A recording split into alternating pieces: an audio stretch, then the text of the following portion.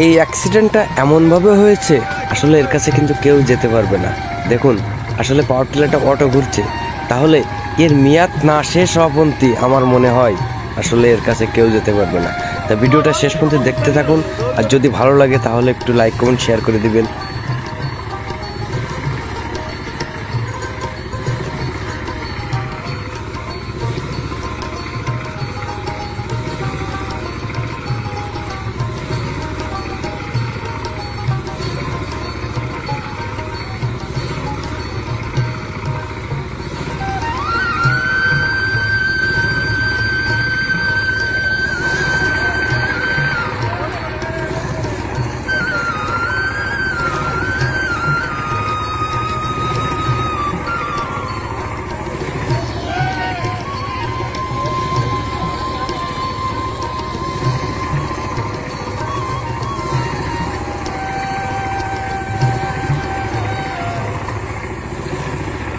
Nazir!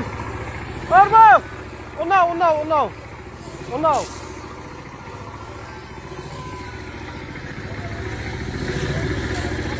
Oh, लाठी ले जाओ, Arma!